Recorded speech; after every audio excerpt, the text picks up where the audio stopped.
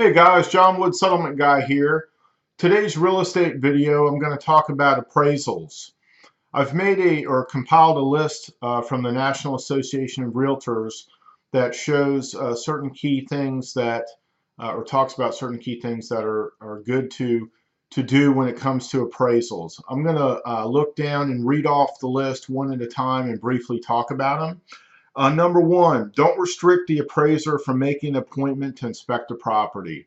So you want to make sure you're readily available. You want to make sure that you're not going to delay the appraisal process by canceling or not being able to have the appraiser come to the property.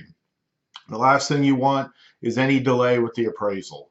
That's going to slow down the loan process and in turn create a domino effect, which that always makes bad things happen. So you don't want to do that. If an appraiser calls, be responsive and provide as much information as needed. Return their call promptly. Again, you don't want any delays with the appraisal process. Be as descriptive in MRIS as possible about your listing and include as many photos, information about the property as you can. That's kind of a no-brainer. But again, that's important. Provide an appraiser's package for the appraiser at the property.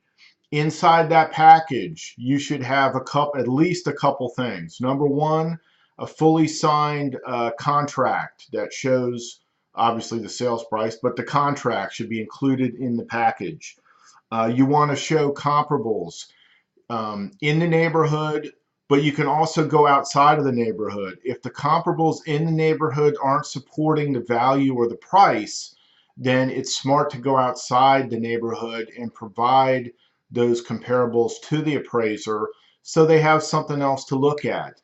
Most appraisers that I know, including my neighbor who's an appraiser, likes to see comparables. It helps them. It makes their job easier. It doesn't mean they're going to rely on them, but they may not have seen them for one reason or another, and it just helps create more information to deem that appraisal the way you want it to turn out.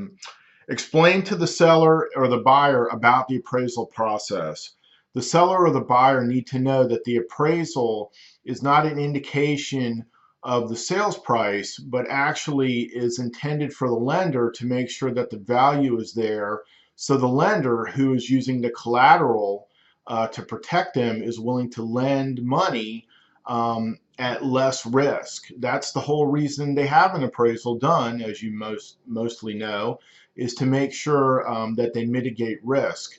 Appraisers are bound to the lender and bound to their license to make accurate and comparable appraisals based on market conditions and properties in the surrounding area. So you want to explain to your seller and your buyer about that.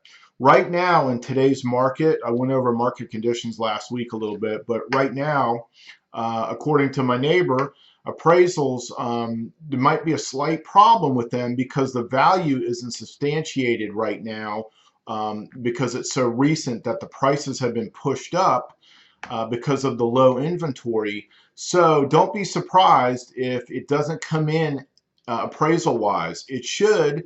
It might be close. Your buyer might have to come out of pocket a little bit potentially if there is a shortage. If it's a good investment and they really want the property, then it's smart to come out of pocket.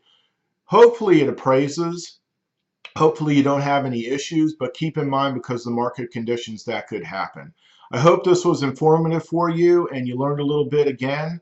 This is John Wood, Settlement Guy out, and talk to you next time. Have a great weekend coming up.